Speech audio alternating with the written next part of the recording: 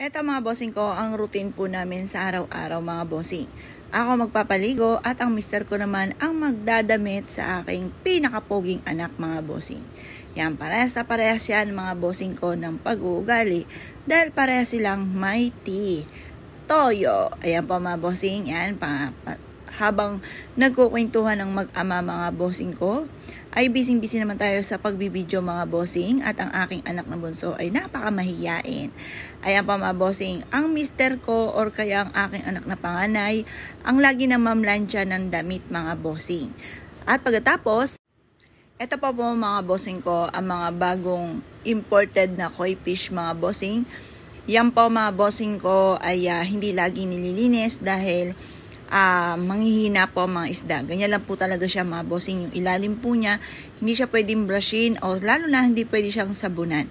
Napakaganda mga bossing kung pagmasdan mga bossing. At ang dulot naman po nito ay napakaswerte. Welcome po kayo mga bossing ko sa aking mga alaga na napakaganda mga bossing. Padami na sila ng padami mga bossing. Ay, special ang mga kulay niyan mga bossing. At napakasaswerte po niyan mga bossing. Yan po ay from Japan na koi fish mga bossing.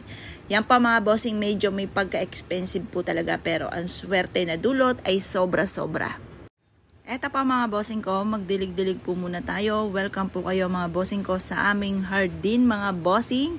Ayan pa mga bossing ko, ang napakadaming bulaklak mga bossing ko ng rosas na kulay pink mga bossing. Ako po'y mahilig sa ganyan dahil ginagamit ko po yan at isa yan sa mga materyales ng aking mga pampaswerte mga bossing. Ngayon pa mga bossing, iyan yung ating mga halaman. Meron po tayong paborito dito mga bossing ko. Ito pa mga bossing ko ay ang puno ng balite na bonsai mga bossing.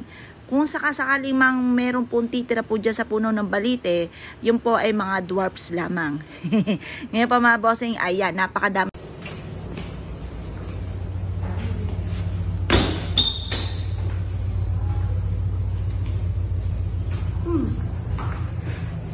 Yun.